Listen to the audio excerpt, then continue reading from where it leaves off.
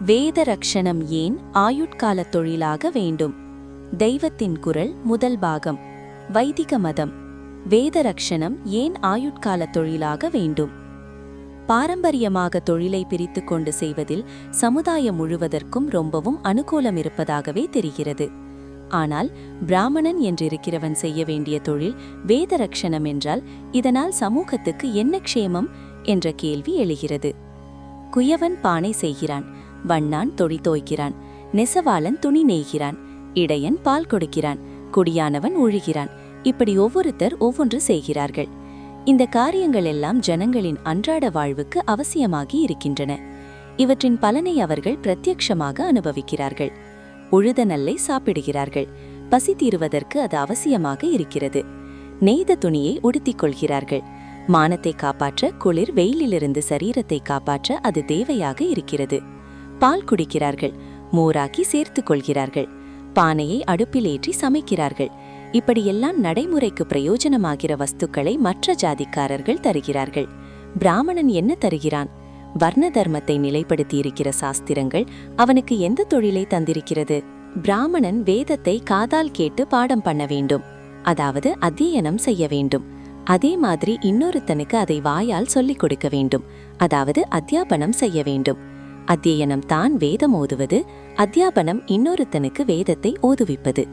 இதோடு பிராமணன் வேதத்தில் சொல்லியிருக்கிற நித்திய கர்மானுஷ்டானங்களையும் யாக யக்ஞாதிகளையும் செய்ய வேண்டும் என்று சாஸ்திரத்தில் இவனுக்குரிய தொழிலை வகுத்து கொடுத்திருக்கிறது.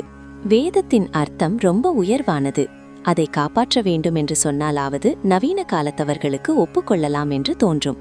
ஜன சமூகத்துக்கு அறிவு, கலை எல்லாம் வேண்டும். வேதம் நிறைய அறிவை தருகிற வஸ்து என்பதால் அதன் அர்த்தத்தை சிலர் சமூகம் முழுவதற்கும் பிரசாரம் பண்ணி கொண்டிருந்து விட்டு போகட்டும் என்று சொல்ல தோன்றும். ஆனால் சாஸ்திரம் இப்படி சொல்லாமல், பிராமணனாகப்பட்டவன் வேதத்தின் சப்தத்தை காப்பாற்றிக் கொண்டிருக்க வேண்டும், ஜனசமூகம் முழுவதற்கும் அதை கொடுத்து ரட்சிக்க வேண்டும் என்கிறது. அர்த்தத்தை எல்லோரும் அறிய பண்ண வேண்டுமென்றால் அதில் லோகக்ஷேமம் தெரிகிறது. நேர்மாறாக சப்தத்தை சிலர் மட்டும் வைத்துக் கொள்வதால் லோகக்ஷேமம் என்றால் நம்பிக்கை வரமாட்டேன்கிறது. மற்ற தொழில்கள் நின்று போனால் சமூகம் பாதிக்கப்படுவது போல் வேத அத்தியனம் நின்றால் எப்படி பாதிக்கப்படும் என்று தெரியவில்லை.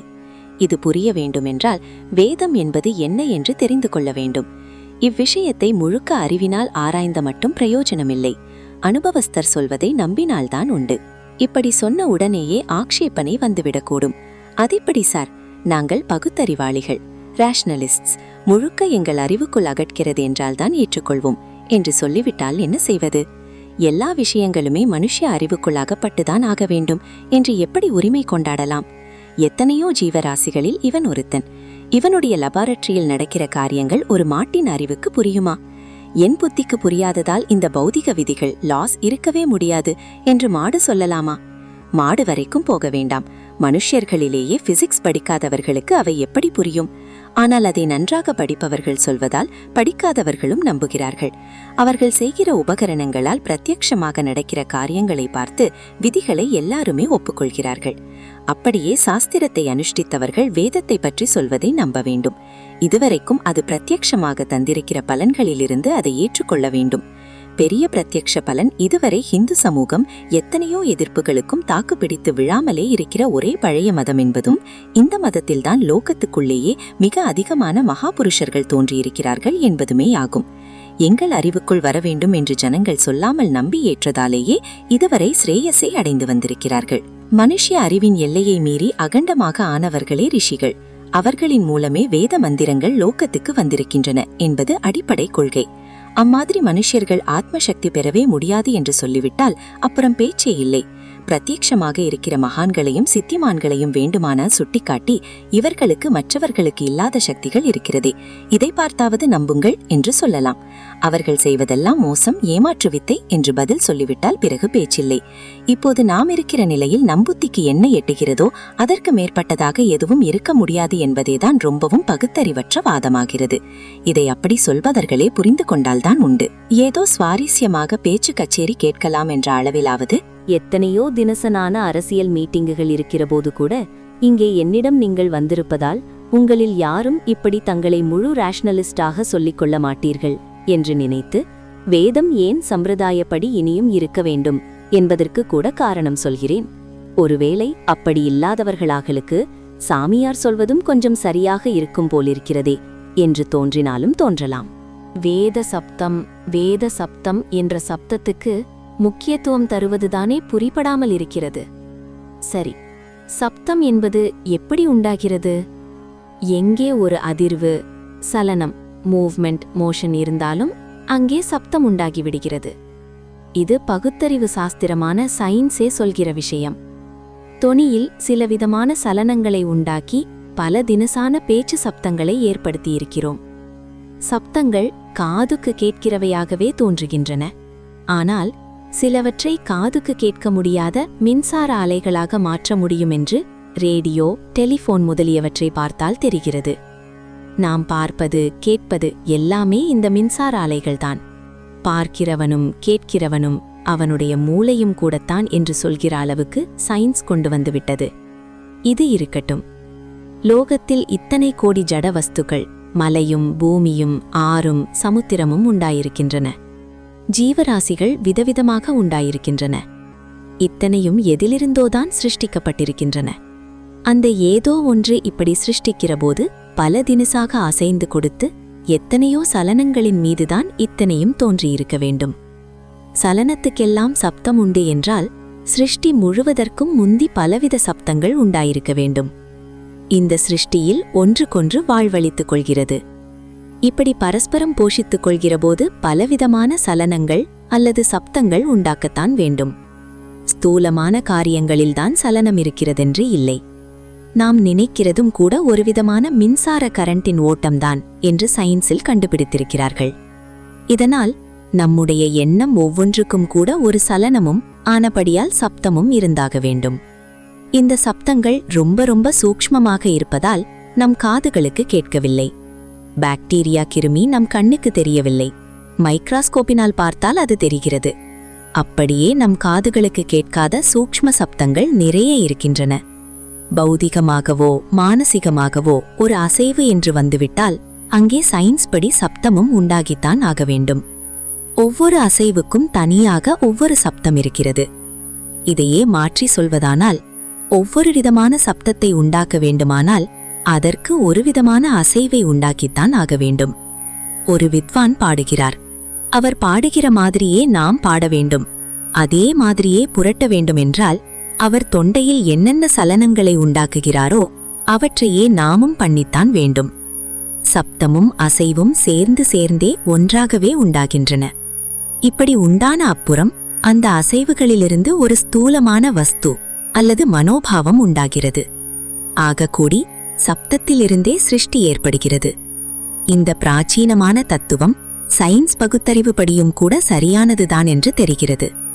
சிருஷ்டி, அதிலே நடக்கிற பல காரியங்கள், எண்ணங்கள், இவற்றின் மூலமாக சப்தங்கள் ஆகாசத்தில், ஸ்பேஸில் அப்படியே நிறைந்துதான் இருக்கின்றன. நாம் கையை தட்டினவுடன் ஒரு சப்தம் உண்டாகிறது என்றால் அது என்ன ஆகிறது? அது அப்படியே ஆகாசத்தில்தான் தங்கிவிடுகிறது.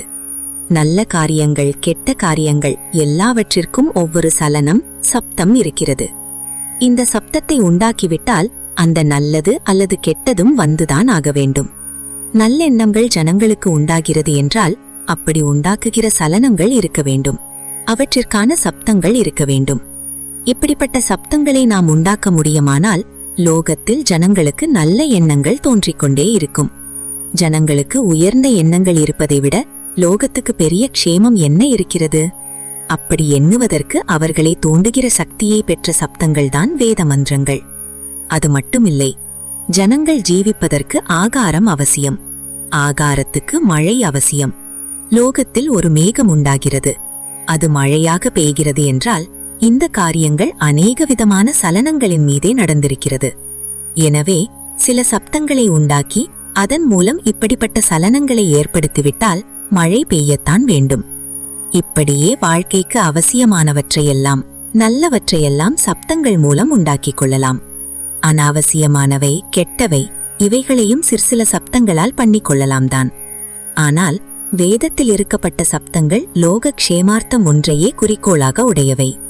கடைசியில் பார்க்கும்போது இப்படி சலனம், சப்தம் உண்டாகிறது என்றால் அதுவும் என்னவோ தானாக ஏற்பட்டதா? இல்லை, தானாக பலவித சலனங்கள் ஏற்பட்டால் எல்லாம் ஒன்றுக்கொன்று சம்பந்தமில்லாமல் கோணாமானா என்றுதானே இருக்கும்.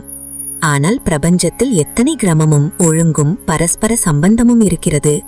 இதை பார்த்ததில் ஒரு பேரறிவுதான் திட்டம் போட்டு இப்படியெல்லாம் அசைந்து கொடுத்து சிருஷ்டியை உண்டாக்கியிருக்கிறது என்று தெரிகிறது. அந்த அறிவின் அசைவில் ஏற்பட்ட சப்தங்களைதான் வேதம் என்பது. வேத மந்திரங்கள் சாக்ஷாத் பரமாத்மாவிடம் உண்டானவை என்பது இதனால்தான். அப்படிப்பட்ட சப்தங்களை இப்போதும் நாம் ரட்சித்து லோகத்துக்கு நல்லது செய்ய வேண்டும். இப்படிப்பட்ட லோகக்ஷேமார்த்தமான சப்த கோவைகள்தான் வேத மந்திரங்கள். அது எப்படி? வேத மந்திரங்கள் நம் காதுக்கே நன்றாக கேட்கின்றன.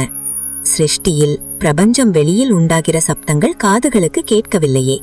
அதுவும் இதுவும் ஒன்று என்றால் எப்படி என்ற கேள்வி தோன்றுகிறது. பிரபஞ்சத்தில் இருக்கிறதெல்லாம் ஜீவனிடமும் இருக்கிறது. அண்டத்தில் உள்ளது பிண்டத்தில். இதனால் மந்திர சப்தங்களை ஸ்வரம் தப்பாமல் எழுப்புவதால் ஒரு ஜீவ சரீரத்தில் ஏற்படும் நாடி சலனங்களைக் கொண்டே ஆகாச வெளியில் லோக க்ஷேமார்த்தமான சலனங்களை பிடித்து கொடுத்து விடலாம். இது அறிவுக்கு ஒத்துக்கொள்ள முடியாததாக தோன்றலாம்.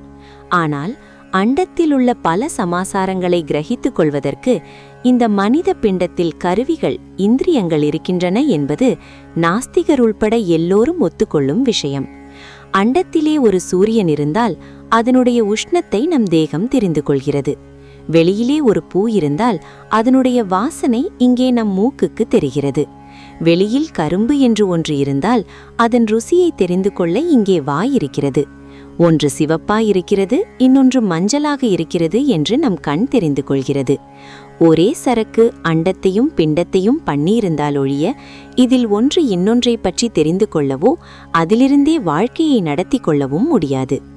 இன்னும் ஒரு படி மேலே போனால் ஒரே சரக்குதான் அண்டத்தை பண்ணிற்று பிண்டத்தை பண்ணிற்று என்று மட்டுமின்றி அதுவேதான் அண்டமும் ஆகிறது பிண்டமும் ஆகிறது என்று தெரியும்.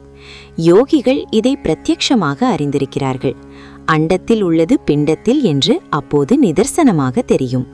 அகண்ட ஆகாசத்தில் என்னென்ன இருக்கின்றனவோ அதெல்லாம் ஜீவனிடமும் இருக்கின்றன. மனுஷ சரீரத்தில் அவையெல்லாம் இந்த ஜீவனுடைய இந்திரியங்களுக்கு எட்டுகிற மாதிரி வேறு விதமாக இருந்து கொண்டிருக்கின்றன. இவன் தொண்டையிலே ஒரு விதமான சப்தங்களை உண்டாக்குகின்றான் என்றால் ஆகாசத்திலும் அதற்கு மூலமாக நம் காதுகளுக்கு கேட்க முடியாததாக சிலவித சப்தங்கள் இருக்கின்றன.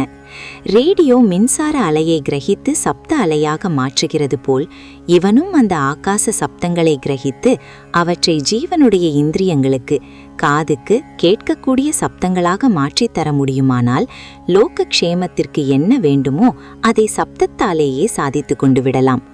இதை பண்ணி கொடுக்கிற சயின்ஸ் தான் யோகம். நாடி சலனங்களால் தன்னொருத்தனுக்கு சித்த சுத்தியை உண்டாக்கி தருகிற அதே யோகம் ரேடியோவில் இன்ன இடத்தில் முல்லை திருப்பினால் இன்ன ஸ்டேஷனில் பாட்டை பிடிப்பது போல் இன்னின்ன விதமான சப்தங்களின் நாடி சலனத்தால் இன்னின்ன லோக க்ஷேமார்த்தமான விஸ்வ சக்திகளை ஆகர்ஷிப்பதற்கும் வழி செய்கிறது. யோக சாதனை மூலமாக அண்டத்தில் இருப்பதையெல்லாம் பிண்டத்தில் தெரிந்து கொண்டு பிண்டத்துக்கு கொண்டு வரவும் முடிகிறது. இப்படி நான் சொல்வதற்கு அறிவுக்கு ஏற்றுக்கொள்கிற மாதிரி, யுக்திக்கு பொருந்துகிற மாதிரி நிரூபணம், ப்ரூஃப் தர வேண்டும் என்று கேட்டால் முடியாத காரியம். நாம் இருக்கிற ஸ்திதியில் இந்த மனுஷ யுக்திக்கு மேற்பட்ட நிலையில் இருக்கிறது தான் யோகம்.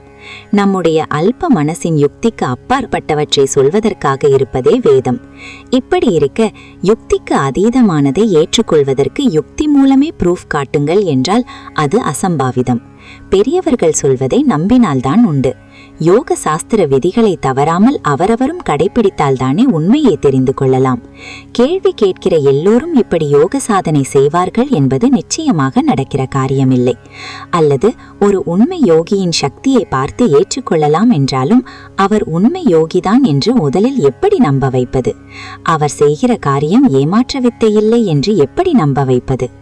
ஆகக்கூடி எங்கேயோ ஓரிடத்தில் நம்பிக்கை என்று ஒன்று வந்துதான் ஆக வேண்டும். அப்புறம் அனுமானங்கள், சொந்த சாதனை, அதிலிருந்து வரும் அனுபவம் எல்லாம் நம்பிக்கையை கெட்டிப்படுத்தி இது சத்தியம்தான் என்று உறுதி தருகின்றன. நம்பவும் மாட்டேன், நானும் செய்து பார்க்க மாட்டேன் என்பவனிடம் ஒன்றும் செய்து கொள்வதற்கில்லை. அண்டத்தையும் பிண்டத்தையும் ஒன்றாக இணைத்து காணக்கூடிய ஒரு நிலை உண்டு. அதை அடைந்தவர்கள் உண்டு. அவர்களால் இதில் ஒன்றில் சூக்ஷ்மமாக இருப்பதை இன்னொன்றில் ஸ்தூலமாக மாற்றிக் கொடுக்க முடியும் என்று நம்பக்கூடியவர்களுக்கு தான் சொல்கிறேன். எத்தனையோ கிரமத்துடன் இயங்கி வரும் இந்த பிரபஞ்சத்தை பார்க்கும்போது இதையெல்லாம் செய்கிற பேரறிவு ஒன்று இருக்க வேண்டும் என்று தெரிகிறது. அந்த பரமாத்மாவிடம்தான் நாம் பார்க்கிற சகல வஸ்துக்களும் நாம் கேட்கிற இத்தனை சப்தங்களும் உண்டாயிருக்கின்றன. முதலில் சப்த பிரபஞ்சம் ஆகாயத்தில் உண்டான பின்தான் நாம் கண்களால் பார்க்கிற பிரபஞ்சம் உண்டாயிற்று. ஆகாயத்தில் இந்த சப்தங்கள் அனைத்தும் இருக்கின்றன. வெளி பிரபஞ்சத்தில் இருப்பதெல்லாம் மனிதனின் உடலில் இருக்கின்றன. வெளியில் இருக்கிற ஆகாயம் ஜீவனின் இருதயத்திலும் இருக்கிறது. யோகிகள் சமாதி நிலையில் இந்த ஹிருதய ஆகாசத்தை அனுபவிக்கிறார்கள். அப்போது உள் வெளி என்ற பேதம் நீங்கி சகலமும் ஒன்றாகிவிடுகின்றன. இதய ஆகாசமும் வெளி ஆகாசமும் ஒன்றாகிவிடுகின்றன. இந்த நிலையில் யோகிகளுக்கு ஆகாசத்திலுள்ள சப்தங்களை கிரகித்து லோகத்துக்கு தர முடிகிறது. லோக க்ஷேமார்த்தமான இந்த சப்த கோவைகளே வேத மந்திரங்களாகும். இவற்றை யாரும் உண்டாக்கவில்லை. ஒவ்வொரு வேத மந்திரமும் ஒரு ரிஷியின் பேரில் இருந்தாலும் உண்மையில் அந்த ரிஷி அந்த மந்திரத்தை ஏற்றவில்லை. ஒரு மந்திரத்துக்கு இன்னார் ரிஷி என்கிறபோது ஆகாசத்தில் அனாதியாக உள்ள அந்த ரிஷியே முதலில் கண்டு கொண்டு உலகுக்கு வெளியிட்டார் என்றே அர்த்தம். ரிஷி என்றால் மந்திர திரஷ்டா, மந்திரத்தை கண்டுபிடித்தவர் என்றுதான் அர்த்தம் சொல்லியிருக்கிறது. மந்திர கர்த்தா, மந்திரத்தை செய்தவர் என்றல்ல. நம் உடம்புக்குள் சுவாசம் பலவிதமாக அசைந்து கொடுத்தி நம் வாழ்க்கை நடப்பது போல் இந்த சப்த அசைவுகளாலேயே பிரபஞ்ச வாழ்க்கை நடப்பதால் பரமாத்மாவின் மூச்சே வேத மந்திரங்கள். எனவே இவையன்றி பரமாத்மா இல்லை. அதாவது பரமாத்மாவைப் போலவே இவையும் அனாதியானவை. இந்த வேத மந்திரங்களில் விசேஷம் என்னவென்றால் அர்த்தமில்லாமல் வெறும் சப்த ரூபத்திலேயே அவை லோகக்ஷேமத்தை செய்கின்றன. ஆனால் இது மட்டுமில்லை, அவற்றுக்கு உயர்ந்த அர்த்தமும் இருக்கிறது. சகல வேதங்களும் பரம தாத்பரியமாக ஒரே சத்தியம்தான் இத்தனையாகவும் தோன்றியிருக்கிறது என்று சொல்கின்றன. இது தவிர அவை சப்தங்களாக இருக்கிறபோதே அந்தந்த சப்தத்துக்குரிய தேவதா ரூபங்களாகவும் இருந்து அந்த தேவதையின் சாட்சாத்காரத்தையும் அனுக்கிரகத்தையும் நமக்கு ஏற்படுத்தி வைக்கின்றன. சப்தம் தானாக பலனை தரவில்லை. சகல பலனையும் தருகிற பலதாத்தா ஈஸ்வரன்தான். அப்படியிருந்தும் அவனே நேராக ஒவ்வொரு பலனையும் தராமல் ராஜா, ராஷ்டிரபதி பல அதிகாரிகளை வைத்துக்கொண்டு ராஜாங்கம் நடத்துவது போல் ஒவ்வொரு பலனை தரும் அதிகாரிகளாக ஒவ்வொரு தேவதையை வைத்திருக்கிறான். அந்த தேவதையின் சப்த ரூபமே அதற்கான மந்திரம். சப்த ரூபமான மந்திரத்தை உருவேற்றி சித்தியடைந்தால் தேவதையின் அவயவங்கள் கொண்ட ரூபத்தையும் கண்ணால் காணலாம். இப்படியுள்ள தேவதா சரீரத்துக்கு குறிப்பிட்ட மந்திரங்களை சொல்லி அக்கினியில் ஆகுதி செய்தால் அதுவே ஆகாரமும் ஆகிறது. இவ்விதம் யஜ்யம் செய்தால் அந்த தேவதைகள் விசேஷமாக பலனை தருகின்றன. நாம் வரியை நேரே ராஜாவுக்கா செலுத்துகிறோம், அதிகாரிகளுக்கு தானே செலுத்துகிறோம். அது மாதிரி பரமாத்மானின் சிப்பந்திகளாக லோகக்ஷேமமான பயன்களை தருகிற தேவதைகளுக்கு வேத அத்தியனத்தாலும் யஜ்யத்தாலும் வரி செலுத்துகிறோம். வேத சப்தங்கள் அவர்களுடைய ஸ்வரூபமாகவே இருப்பதுதான் அவற்றின் பெருமை. வேத அத்தியனமானது நம் நாட்டுக்கு மட்டுமின்றி லோகம் முழுவதற்கும் சுபிக்ஷம், சாந்தி முதலியவற்றை தரும் பிரபஞ்ச சக்திகளின் அனுகிரகத்தை வாங்கிக் கொடுக்கிறது. காவிய திருஷ்டியில், லிட்ரரி பாயிண்ட் ஆஃப் வியூ பார்த்தாலே வேதம் நாகரிகம் தெரியாத பழங்குடிகளின் வார்த்தையாக இல்லை, அதில் அத்தனை ரசங்களும் இருக்கின்றன என்று பல மேல்நாட்டுக்காரர்களே கொண்டாடுகிறார்கள். இதற்கு மேலே அது பல தேவதைகளின் தரிசனத்தையும் அனுகிரகத்தையும் செய்து வைக்கிறது. அதற்கு மேல் முக்கியமாக உபனிஷத்துகளில் பரம ஞானமான ஆத்ம தத்துவத்தை உபதேசிக்கிறது. இப்படிப்பட்ட அர்த்த கௌரவம் வேதத்துக்கு இருந்தாலும் அதைவிட குறைந்ததில்லை அதன் சப்த கௌரவம். இன்னும் சொல்லப்போனால் சப்தமே தனிப்பட்ட சக்தி வாய்ந்ததாக இருக்கிறது. வேத மந்திரங்கள் தான் என்றில்லை, எந்த மந்திரத்துக்குமே பொதுவான உண்மை இது. பல மந்திரங்களின் அர்த்தத்தை விடக்கூட சப்தத்துக்கு முக்கியத்துவம் அதிகம். அவற்றின் அக்ஷரத்துக்கும் அவற்றை சொல்ல வேண்டிய ஸ்வரத்துக்குமே விசேஷ சக்தி உண்டு. அர்த்தத்துக்கு அந்த அளவு விசேஷமில்லை. உதாரணமாக தேல் கொட்டு மந்திரத்தை எடுத்துக்கொண்டால் அதற்கு அர்த்தம் என்று ஒன்றும் விசேஷமாக இராது. அர்த்தத்தை சொல்லக்கூடாது என்றும் சொல்வார்கள்.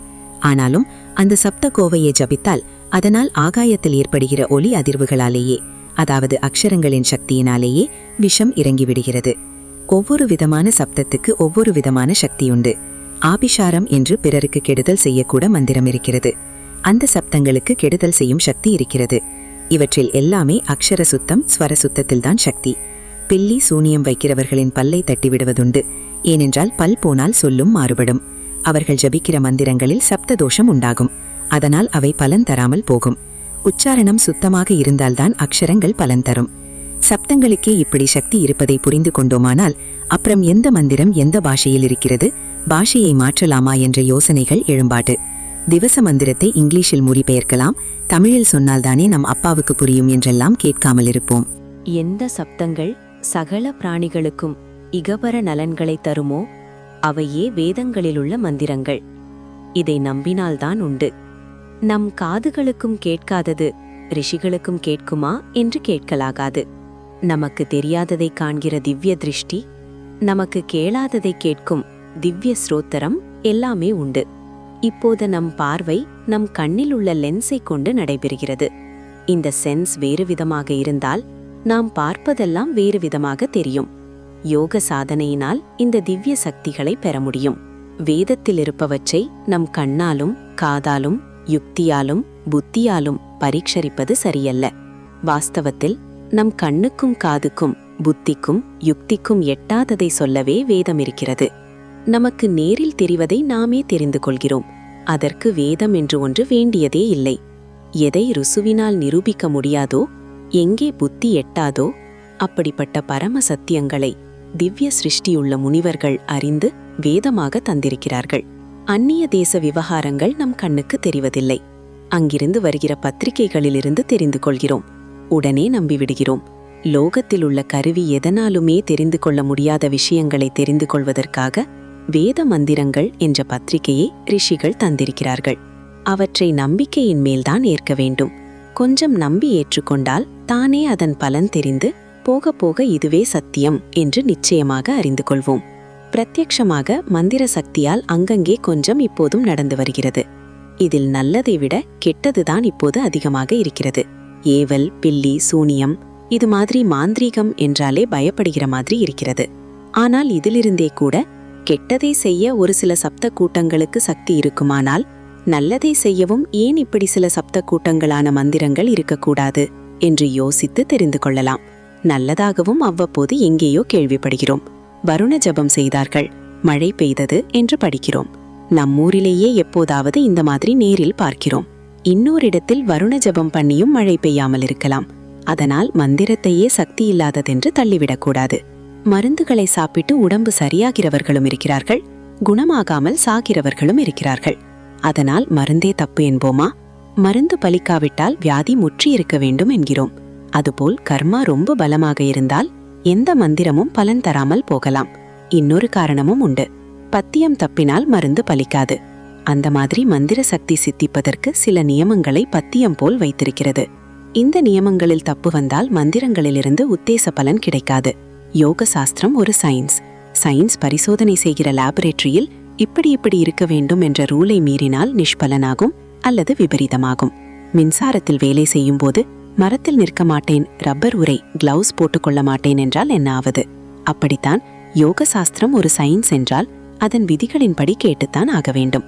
வருண ஜபம் பலிக்காத பல இடங்களில் நான் விசாரித்ததில் அலவண நியமம், அதாவது ஜபம் செய்கிறவர்கள் உப்பே சேர்த்து கொள்ளக்கூடாது என்கிற விதி சரியாக அனுஷ்டிக்கப்படவில்லை என்று தெரிந்து கொண்டிருக்கிறேன். மந்திர மகிமையில் பட்ட மரம் கூட தொழிற்கும் என்பதை திருவானைக்காவில் பிரத்யட்சமாக பார்த்தவர்கள் இருக்கிறார்கள். ஜம்பு என்கிற வெண் நாவல் மரம்தான் அங்கே ஸ்தல விருட்சம். அதனாலேயே அந்த ஊருக்கு ஜம்புகேஸ்வரம் என்று பெயர் இருக்கிறது. அங்கே இருந்த ஸ்தல விருட்சம் பட்டு போய் ஒரே ஒரு பட்டைதான் ஏதோ கொஞ்சம் உயிரை வைத்துக் கொண்டிருந்த ஒரு சமயத்தில் கானாடு காத்தான் செட்டியார்கள் திருப்பணி செய்தார்கள். அப்போது இந்த பட்ட மரத்துக்கு ஏகாதச ருத்ராபிஷேகம் பண்ணினார்கள். மந்திர சக்தியால் அப்பொழுதே அது தொழிர்த்தது. ஒவ்வொரு சப்தத்தால் ஒவ்வொரு விளைவு வெளி உலகில் உண்டாகிறது. ஆராய்ச்சியாளர்கள் சிவவிதமான சப்தங்களை ஸ்வரஸ்தானங்களில் அமைந்து ஒரு ஏரிக்கு பக்கத்தில் திரும்ப திரும்ப வாசித்த போது அதிலிருந்து உண்டான அதிர்வுகளால் ஜலத்தின் மேலே ஒளியானது தூள் தூளாக பிரசாசித்துக் கொண்டு அப்புறம் அந்த ஒளித்தூள்கள் எல்லாம் ஒழுங்கான வடிவத்தில் அமைந்தன. ஒவ்வொரு விதமான ஸ்வர வரிசைக்கும் இப்படி ஒரு ஒளி உருவம் உண்டாயிற்று. இந்த சயின்டிபிக் ப்ரூஃபிலிருந்து வேத மந்திர சப்தங்களால் தேவதா ரூபங்களின் தரிசனம் கிடைக்க முடியும் என்பதை நம்ப முடிகிறது. ஒளியானது ஒளியாக மட்டும்தான் வெளியுலகில் மாறுகிறது என்றில்லை. அது வேறு பல விதங்களில் வெளியே வியாபித்து பலவிதமான விளைவுகளை ஏற்படுத்துகிறது. வேத சப்தங்கள் வெளிச்சூழலில் அட்மாஸ்பியரில் பரவி கொண்டிருப்பதாலேயே லோகத்தில் பரமமங்கலம் உண்டாகும். அப்படிப்பட்ட சக்தி அந்த மந்திரங்களுக்கு இருக்கிறது. சப்தம் மட்டுமில்லாமல் அதன் ஸ்வரஸ்தானத்துக்கும் சக்தி உண்டு. ஒரு ஒளியை எப்படி சொன்னாலும் பலன் தந்து விடாது. சிலவற்றை உயர்த்த வேண்டும், சிலவற்றை தாழ்த்த வேண்டும், சிலவற்றை சமமாக சொல்ல வேண்டும். அப்போதுதான் பலன் கிடைக்கும். வேதத்தை இப்படி 3 வித ஸ்வரங்களில் சொன்னாலே பலிதமாகும். இவற்றை உதாத்தம், அனுதாத்தம், ஸ்வரிதம் என்று சொல்வார்கள். சப்தம், ஸ்வரம் இரண்டுமாக சேர்ந்து பிரபஞ்ச சக்திகளை நமக்கு அனுகூலமாக்கி தருகின்றன. சரி, வேத மந்திரங்களின் சக்தியை நம்புகிறோம். ஆனால் இதற்கு ஏன் தனி ஜாதி வேண்டும் என்றால் பல காரணம் உண்டு. முதலில் வேதத்தை எழுதி படிக்க கூடாது. காதால் கேட்டு கேட்டு வாயால் உரு போட்டுத்தான் மனப்பாடம் பண்ண வேண்டும். அப்புறம் இம்மாதிரி தான் கற்றுக்கொண்டதை அடுத்த சந்ததிக்கு வாயால் சொல்லித்தர வேண்டும். வேறு காரியம், வேறு தொழில் என்று வைத்துக்கொண்டால் இது முடியாது. இது அத்தனை காலம், அத்தனை பொழுது தேவையாயிருக்கிற பெரிய சமாச்சாரம். வேதம் மட்டும் இல்லை, மற்ற சாஸ்திரங்கள், கலைகள் எல்லாவற்றையுமே ரட்சித்து அந்தந்த கலையை தொழிலாக கொண்ட பிற ஜாதியாருக்கு போதிக்க வேண்டியது பிராமணனுக்கான தொழில். சமுதாயத்தின் அறிவை, பண்பாட்டை வளர்க்கிற இந்த பொறுப்பும் அவனுக்கு இருக்கிறது. யுத்த சாஸ்திரமாகிய தனுர்வேதம் உள்பட எல்லாவற்றையும் அவன் கற்று அந்தந்த தொழிலை பாரம்பரியமாக பெற்றிருப்பவர்களுக்கு போதிக்க வேண்டும். இப்படி சகல தொழில்களும் இவனுக்கு தெரிந்திருந்தும் கூட இவன் அவற்றில் எதையும் தானே செய்து அதனால் ஜீவனோபாயத்துக்கு வழி பண்ணிக்கொள்ளக்கூடாது என்பது சாஸ்திரம். இவன் அவற்றை பிறருக்குத்தான் உபதேசிக்க வேண்டும், தானே செய்யக்கூடாது என்று விதி. எத்தனை லாபம் தருகிற தொழிலானாலும் சௌகரியமான தொழிலானாலும் இவன் அவற்றை செய்யக்கூடாது. வேத அத்தியனமும் தான் படிப்பது, ஓதுவது, அத்தியாபனமும் பிறருக்கு படிப்பிப்பது, ஓதுவிப்பது தான் இவனுடைய தொழில். மந்திர சித்திக்கு வேண்டிய மகா கடுமையான விதிகளை, விரதங்களை, உபவாசங்களை அனுசரித்துக் கொண்டு இவன் ஜீவனை ரட்சித்துக் கொள்கிற அளவுக்கு மட்டுமே ஆகார விகாரங்களை சுருக்கிக் கொண்டு குடிசையில்தான் வாழ வேண்டும் என்று சாஸ்திரம் சொல்லியிருக்கிறது. இவன் வேறு தொழில் செய்து பணம் சம்பாதித்து இந்திரிய சுகங்களில் விழுந்துவிடக்கூடாது. பணம் சம்பாதிக்கிற லட்சியம் இவனுக்கு இருக்கக்கூடாது. பரம தியாகியாக, லோகக்ஷேமார்த்தமாக வேத ரக்ஷணம், கர்மானுஷ்டானங்கள் செய்து கொண்டே காலம் கழிக்க வேண்டும். இவன் பட்டினி கிடந்து சாகாமல் மற்றவர்கள் இவனை ரட்சிக்க வேண்டும். அத்தியாவசியமாக உயிர் வாழ்வதற்கு என்ன அவசியமோ அவற்றை இவனுக்கு தந்து காப்பாற்ற வேண்டும். யக்ஞாதிகளுக்கு வேண்டிய திரவியங்கள் இவனுக்கு தட்டில் இல்லாமல் கிடைப்பதற்கு வசதி செய்து தர வேண்டும். மற்ற தொழில்களில் சம்பளம் கொடுக்கிறோம். ஒரு பண்டத்தை வாங்கினால் அதற்கு விலை கொடுக்கிறோம். அந்தந்த தொழில்களால், பண்டங்களால் நமக்கு ஒரு சௌகரியம் கிடைப்பதால் இப்படி செய்கிறோம். அதேபோல் சமூகம் முழுவதற்கும் மந்திர சப்தங்களாலும் யக்ஞ கர்மானுஷ்டானங்களாலும் க்ஷேமம் ஏற்படுத்துகிறவர்களுக்கும் பிரதியாக அவர்களுடைய ஜீவனோபாயத்துக்கானதை செய்யத்தானே வேண்டும். இதிலே சாஸ்திரங்கள் பிராமணனுக்கு அரண்மனை கட்டிக்கொடு, பவுன் தவுனாக வாரிக்கொடு என்று சொல்லவில்லை. யக்ஞங்களில் திரவிய நோபம் இல்லாமல் இருக்க அவனுக்கு வேண்டிய செல்வத்தையும் தர வேண்டியதாயிருக்கும். ஆனால் அவனுடைய தனி வாழ்க்கையில் துளி கூட ஆடம்பரமே இருக்கக்கூடாது. அவன் இந்திரியங்களை வாட வாட வைத்து அதனால் கிடைக்கிற மந்திர சித்தியால் தான் லோகக்ஷேமத்தை உண்டு பண்ண வேண்டும். நடுநடுவே வேதத்தை எழுதி படிக்காமல் கேட்டுத்தான் பாடம் பண்ண வேண்டும் என்றேன் அல்லவா? அதற்கு காரணம் சொல்கிறேன். வேதங்களின் சப்தம் லோகத்தில் இருக்க வேண்டியது முக்கியமாதலால் அது எழுத்தில் புஸ்தகமாக இருக்க வேண்டியதில்லை, இருக்கக்கூடாது. அது புஸ்தகமாக வந்துவிட்டதோ அப்புறம் அதை மனப்பாடம் பண்ணி தினமும் ஓதுகிற காரியம் போய்விடும். இதில் கொஞ்சம் கூட சந்தேகமில்லை. விஷயம்தான் புஸ்தகத்தில் இருக்கிறதே. அவசியம் ஏற்படுகிற போது அதை பார்த்து கொண்டால் போச்சு. பொழுதை செலவழித்து மனப்பாடம் பண்ணுவானேன் என்கிற ஆசிரத்தை வந்துவிடும். இதற்கு சமீப காலத்தில் கிடைத்திருக்கிற ஒரு உதாரணத்தை சொல்கிறேன். இப்போது பஞ்சாங்காரன் என்று சிலரை சொல்கிறோம். 4ஆம் வர்ணத்தவர்களுக்கு அனுஷ்டானங்களை பண்ணி வைப்பதுதான் இவனுடைய தொழில் என்று நடைமுறையை பார்த்து நினைக்கிறோம். ஆனால் பஞ்சாங்காரன் என்ற பெயரை பார்த்தால் இது அவனுடைய முக்கியமான தொழில் இல்லை என்று தெரிகிறது. பஞ்சாங்கம் கணிக்கிறவன் எவனோ அவனே உண்மையில் பஞ்சாங்கக்காரன். பஞ்சாங்கம் என்றால் என்ன? ஒரு நாளுக்கு 5 அங்கங்கள் இருக்கின்றன. திதி, வாரம், நட்சத்திரம், யோகம், கரணம் என்று. ஒரு நாள் நல்ல நாளா இல்லையா, அன்றைக்கு என்னென்ன காரியம் செய்யலாம், செய்யக்கூடாது என்று தீர்மானிப்பதற்கு இந்த 5ம் தெரிந்திருக்க வேண்டும். இந்த நாளில் கிரீன்விச் லெபார்டரியில் பெரிய அஸ்ட்ரானமர்கள் உட்கார்ந்து கொண்டு சூரியன், சந்திரன், நட்சத்திரங்களின் உதய அஸ்தமன கணக்குகளை போடுகிறார்கள் என்றால் 3-4 தலைமுறைக்கு முன்வரையில் ஒவ்வொரு கிராமத்திலும் இருந்த பஞ்சாங்கக்காரனுக்கு இந்த கணக்கெல்லாம் அத்துப்படியாகியிருந்தது. கிரகணம் எப்போது பிடிக்கிறது, விடுகிறது என்பதை அஸ்ட்ரானமர்களுக்கு கொஞ்சம் கூட சளைக்காமல் கணனம் செய்கிற சாமர்த்தியம் இந்த பஞ்சாங்கக்காரனுக்கு இருந்தது. ஜோதிஷ சாஸ்திரத்தின் மூலம் இவன் இந்த காரியத்தை செய்தான். இவன் அன்றாடம் ஒரு சிறிய ஓலையில் பஞ்சாங்கக்காரனுக்கு குட்டை சுவடி என்ற இன்னொரு பேர் இருந்திருக்கிறது. அன்றைய தினத்தின் பஞ்ச அங்கங்களையும் எழுதி கொண்டு வீடு வீடாக போய் அதை படிக்க வேண்டும். அதிலிருந்து ஜனங்கள் லௌகீக காரியம், மதானுஷ்டானம் இரண்டுக்குமே அவசியமாக இருக்கிற திதி, வார, நட்சத்திர, யோக காரணங்களை தெரிந்து கொண்டு பயனடைவார்கள். பஞ்ச அங்கங்களை கணித்து வீடு வீடாக சொன்னதாலேயே பஞ்சாங்காரன் என்ற பெயரும் ஏற்பட்டது. இப்போது பஞ்சாங்காரர்கள் இந்த பெரிய சாஸ்திரத்தை அடியோடு மறந்துவிட்டிருக்கிறார்கள் என்றால் அதற்கு காரணம் என்ன? அச்சுக்கூடம், பிரிண்டிங் பிரஸ் வந்தது.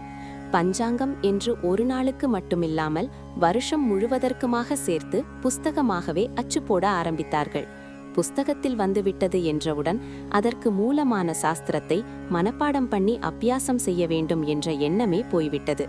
ஆகக்கூடி இன்று பெயரளவில் மட்டும் பஞ்சாங்கக்காரர்கள் இருந்து கொண்டு அவர்கள் தங்களுக்கு இந்த பெயர் ஏன் உண்டாயிற்று என்று கூட தெரிந்து கொள்ளாத நிலையில் இருக்கிறதை பார்க்கிறோம். ஜோதிஷத்தில் ஒரு பாகமான பஞ்சாங்கம் என்ற பெரிய புராதன சாஸ்திரமே உதாசீனம் செய்யப்பட்டு மறைந்து போகிற ஸ்திதி ஏற்பட்டிருக்கிறது. வேதங்களை மட்டும் புஸ்தகத்தில் எழுதி வைத்து கற்றுக் கொடுக்கலாம் என்று வைத்திருந்தார்களோ அதற்கும் இதே கதிதான் உண்டாகியிருக்கும். வேத சப்தங்கள் லோகத்தில் இருந்து கொண்டு சமஸ்த ஜீவராசிகளுக்கு க்ஷேமத்தை கொடுப்பதற்கு இடமே இல்லாமல் போயிருக்கும். எழுதி வைத்துவிட்டால் அஸ்ரத்தை வந்துவிடும் என்று நம் முன்னோர்கள் நன்றாக தெரிந்து கொண்டிருக்கிறார்கள். வேதத்தை எழுதி படிப்பவன் லிக்கித பாடகன் அதமன் என்று வைத்தார்கள். தமிழிலோ வேதத்துக்கு எழுதா கிழவி என்றே பெயர். சம்ஸ்கிருதத்தில் வேதத்துக்கு ஸ்ருதி என்று ஒரு பெயர்.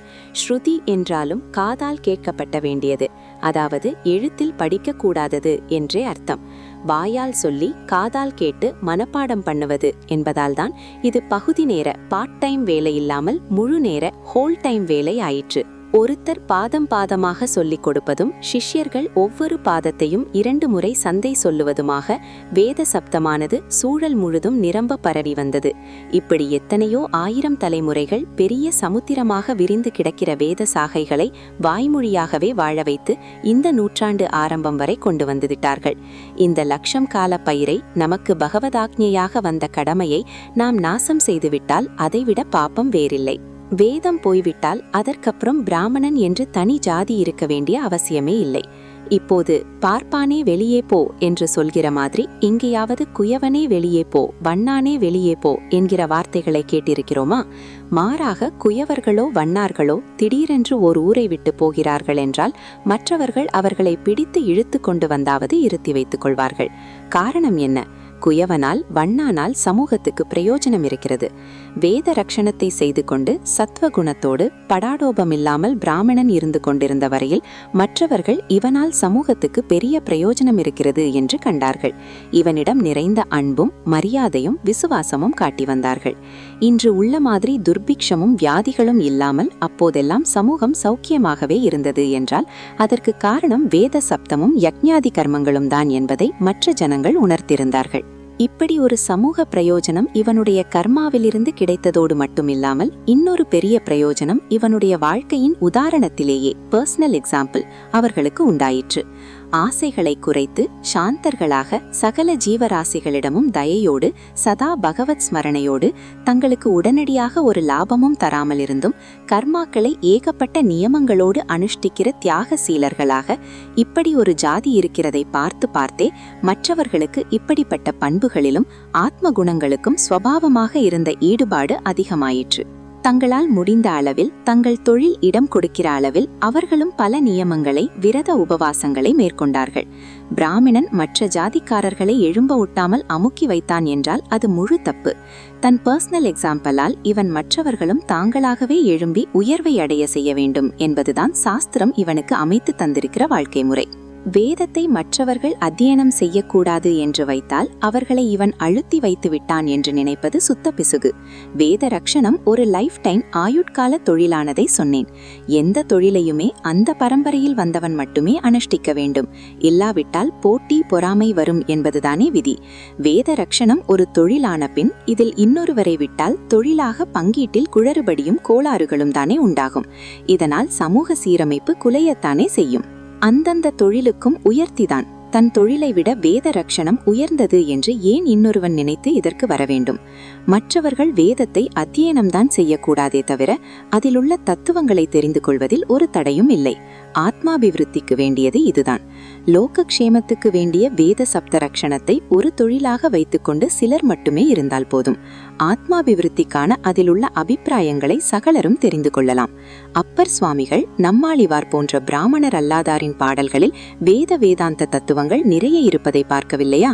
பிராமணர்கள் ஞானம், பக்தி இவற்றை ஏகபோகியம் பண்ணிக்கொண்டு மற்றவர்களை கீழே அமுக்கி வைத்திருந்தால் ஒரு அப்பர், ஒரு நம்மாழ்வார் மட்டுமில்லை, இன்னும் 63 நாயன்மார்களில் 3/4 பேரும் ஆழ்வார்களில் பலரும் தோன்றியிருக்க முடியுமா? பரக்குளத்திலிருந்து, குயவரிலிருந்து, இப்படியே சகல ஜாதியிலிருந்தும் நாயன்மார்கள் தோன்றியிருக்கிறார்கள். தாயுமானவர் பட்டினத்தார் மாதிரி ஞானிகளை எங்கே பார்க்க முடியும்? சமீபத்திலேயே ராமலிங்க சுவாமிகள் இருந்திருக்கிறார்கள். பக்தியிலும் ஞானத்திலும் இப்படி பிராமணர்களும் ஸ்தோத்திரம் செய்கிற மாதிரி மற்ற வர்க்கத்தார் உயர்வாக வந்தது மட்டுமில்லை, சிவாஜி போன்று பெரிய சாம்ராஜ்யத்தையே ஸ்தாபித்து வேத தர்மத்துக்கு புத்துயிர் ஊட்டிய ராஜாதிராஜர்கள் 4ஆம் வர்ணத்திலிருந்தே தோன்றியிருக்கிறார்கள். எனவே அமுக்கி வைப்பது, சுரண்டுவது என்பதெல்லாம் புதிதாக கட்டிவிட்ட கதைதான். பிசகே இருந்திருக்காது என்று நான் சொல்லவில்லை. ஆனால் தப்பிதங்கள் நடப்பது எதிலுமே சகஜம்தான். பொதுவாக பிராமணன் சமூக நலனுக்காக நல்ல காரியங்களை செய்து கொண்டு நல்லவனாக வாழ்ந்து மற்றவர்களுக்கெல்லாம் வழிகாட்டியாக இருந்தால்தான் இத்தனை யுகங்களாக மற்றவர்கள் எல்லோரும் இவனை மதிப்புடன் வாழ வைத்திருக்கிறார்கள். அந்த பிரயோஜனம் இவனால் இல்லை என்றவுடன் பார்ப்பானே, வெளியேறு என்கிறார்கள். ஒரு நோட்டமில்லாமல் வெறுமே மற்றவர்களுக்கு போட்டியாக இவனும் பணத்தை தேடி பறந்து கொண்டிருக்கிறான் என்றால் அப்புறம் இவன் பிராமணன் என்று தனியாக இருக்க வேண்டிய அவசியம் கிடையாது. இப்படி பர்பஸ் இல்லாமல் பிராமண ஜாதி இருந்தால் அதை மற்றவர்கள் அழிப்பதற்கு முன்னால் நானே அழித்துவிட வேண்டும் போலிருக்கிறது. பிரயோஜனமில்லாமல் ஒரு வஸ்துவும் இருப்பதற்கு உரிமையில்லை. லோகத்துக்கு பயனில்லாவிடில் பிராமண ஜாதி வேண்டியதே இல்லைதான். இப்போது டோல் கேட் என்று பல இடங்களில் சொல்கிறார்களே, இங்கே அநேகமாக கேட் இருப்பதில்லை. பின் இந்த பெயர் ஏன் வந்தது என்றால், முன்பெல்லாம் அந்த எல்லையை தாண்டி போகிறபோது சுங்கம் வசூலித்து வந்தார்கள். அதற்காக கேட் போட்டு வசூலிக்க வேண்டியவர்களை நிறுத்தி வைத்தார்கள். அப்புறம் இந்த சுங்க வசூல் நின்றுவிட்டது. அது நின்ற பிற்பாடு கேட் எதற்கு? கேட்டும் போய்விட்டது. பயனில்லாமல் எதுவும் இருக்காது, இருக்கவும் கூடாது. இப்போது வேதமில்லாத பிராமணன் சுங்கமில்லாத டோல்கேட் ஆகிவிட்டான் என்றால் அப்புறம் இவனை தூக்கி எறியக்கூடாது என்று எப்படி நியாயம் கேட்க முடியும்? இப்போதிருக்கிற பிராமணன் தனக்கு ஏதோ தன்மாரியாதை எதிர்பார்த்தானால் இவனை துவேஷிக்கத்தான் வேண்டும், இவனை தூஷிக்கத்தான் வேண்டும். ஆனால் துவேஷமும் தூஷணையும் நியாயமானதாக இருக்க வேண்டும். இவன் தன் தர்மத்தை விட்டதற்காக தூஷிக்க வேண்டுமே ஒழிய வேத தர்மமே தப்பு என்று அந்த பெரிய மூலதனத்தையே தூஷிக்கக்கூடாது. அந்த தர்மத்தை பிராமணன் மேற்கொண்டு நடத்துவதற்குதான் மற்றவர்கள் சகாயம் செய்ய வேண்டும். லோகம் நன்றாக இருக்க வேண்டுமானால் வேத ரக்ஷணம் நடக்கத்தான் வேண்டும். இதையே பாரம்பரிய தொழிலாக கொண்டவர்களும் இருக்கத்தான் வேண்டும் என்ற மனப்பான்மையை மற்றவர்கள் வளர்த்து கொள்ள வேண்டும். பிராமணன் வேதத்தை விட்டது போல் மற்றவர்களும் வைதிக மதத்தில் நம்பிக்கையை விட்டுவிட்டால் அப்புறம் இவனை அவர்கள் துவேஷிப்பது நியாயமே இல்லை. வேதம் வேண்டாம் என்றால் அப்போது இவன் தன் தர்மத்தை, குலத்தொழிலை விட்டதுதான் சரி என்றாகிவிடுகிறது. அந்த தொழில் போன பின் இவன் ஜீவனோபாயத்துக்கு வேறு தொழில் செய்துதானே ஆக வேண்டும். எனவே இவன் மற்றவர்களுக்கு போட்டியாக வந்துதான் ஆக வேண்டும். ஆகையால் வேத தர்மமும் கூடாது, ஆனால் பிராமணன் வேறு தொழிலுக்கும் வரக்கூடாது. இரண்டையும் எதிர்ப்போம் என்றால் அது பகுத்தறிவு இல்லை. வேதம் தப்பானது, வேதத்தை விட வேண்டும் என்று சொன்னால் அதை விட்டுவிட்டு வேறு தொழிலுக்கு வருகிறவனை வெறுப்பது நியாயமே இல்லை. ஒரு நாய் நரி கூட பட்டினி கிடந்து பார்க்கக்கூடாது என்பதுதான் மனுஷ தர்மம். எல்லா மதங்களும் சொல்கிற தர்மம் இது. ஒரு மதமும் வேண்டாம் என்பவர்களும் கூட இப்படிப்பட்ட அன்பையும் தியாகத்தையும் சொல்லாமல் இருக்க மாட்டார்கள். எனவே ஒருத்தனுக்கு பாரம்பரிய தொழிலும் கூடாது, அவன் வேறு தொழிலுக்கும் வரக்கூடாது. அவன் பட்டினி கிடந்து சாக வேண்டும் என்று நினைப்பது நியாயமில்லை. பிராமணனை உண்மையான பிராமணனாக வேதத்தை ரட்சித்துக் கொண்டிருக்க பண்ணுவதே மற்றவர்கள் செய்ய வேண்டிய பெரிய உபகாரம். முன்பெல்லாம் நானே கேள்விப்பட்டிருக்கிறேன், சில பிராமணர்கள் நானும் நீயும் ஒன்றாகிவிடலாம் என்று சொல்லிக்கொண்டு சேரிக்கு போவார்கள். சேரி ஜனங்களோ வேண்டாம் வேண்டாம், நீ உன் காரியத்தையே செய்து கொண்டிரு, அதுதான் உனக்கும் எனக்கும் நல்லது, இங்கே வராதே என்று சொல்லி தங்கள் ஆஸ்தியான பானைகளை போட்டு உடைத்து அவர்களை வரமுடியாதபடி பண்ணுவார்களாம். காரியத்தில் பிரிந்திருந்தாலும் சமூகத்தில் கலந்து பழகாவிட்டாலும் மனசில் அன்புடன் அவரவரும் தங்கள் தொழிலை செய்து கொண்டு பொதுநலனை பேண வேண்டும் என்ற உணர்வு இந்த அளவுக்கு அதிசாமான்யமான ஜனங்களுக்கு கூட இருந்திருக்கிறது. இப்போதும் கூட பொதுஜனங்கள் எல்லோருக்கும் உள்ளூராக வைதிக ஸ்ரத்தையும் ஆஸ்திக புத்தியும் போகவே இல்லை. அது போகவே முடியாது என்பதுதான் என் அபிப்பிராயம். துவேஷ பிரச்சாரம் இருக்கிறதே என்றால் அது ஏதோ அரசியல் காரணத்துக்காக நடக்கிறது. உள்ளுக்குள் பார்த்தால் வேதம், அதன் சடங்குகள், வைதிக ஆச்சாரங்கள் எல்லாவற்றிலும் மக்களுக்கு பயபக்தியும் விசுவாசமும் இருக்கவே செய்கின்றன. பிராமணன் மட்டும் கொஞ்சம் நேராகிவிட்டால் போதும், எல்லா துவேஷமும் போய்விடும். மற்றவர்கள் தன்னை ஆதரிக்க வேண்டும் என்று எதிர்பார்க்காமல் இவன் ஸ்வதர்ம உணர்ச்சியுடன் சாகவும் துணிய வேண்டும் என்று சொன்னேன். ஆனால் வாஸ்தவத்தில் இவன் எதிர்பார்க்காவிட்டாலும் அப்படிப்பட்ட துர்கதிக்கு இவனை நம் சமூகம் ஒரு நாளும் விடாது என்பதுதான் என் நம்பிக்கை. விட்டாலும் பரவாயில்லை என்று இவன் நம் தர்மத்தை காப்பாற்ற வேண்டும் என்பதே என் கட்சி. மற்றவர்கள் எப்படி நினைத்தாலும் சரி, உபச்சரித்தாலும் சரி, கரித்து கொட்டினாலும் சரி, அவர்கள் நலனுக்காக இவன் வேதத்தை காப்பாற்றத்தான் வேண்டும். இத்தனை நாள் பிராமண சமூகத்துக்கு சொல்கிறேனே, இது மற்ற சமுதாயத்தாரையும் உத்தேசித்துத்தான். அவர்களுக்கு எடுத்து சொல்ல வேண்டிய தர்மங்கள் எத்தனையோ இருக்கின்றன. அவர்களும் தெரிந்து கொள்ள ஆசையோடு இருக்கிறார்கள். விளக்கி சொன்னால் நம்பிக்கையோடு எடுத்துக்கொண்டு நன்றாக அனுஷ்டிப்பார்கள். ஆனால் அவர்களுக்கு உபதேசிப்பதற்கு முன் எனக்கு நானே அதற்கான யோக்கியதையை நிச்சயப்படுத்திக் கொள்ள நினைக்கிறேன். பிராமண சமூகம் எனக்கு விசேஷமாக கட்டுப்பட்டிருக்கிறது என்று பொதுவாக ஒரு அபிப்பிராயம் இருக்கிறது.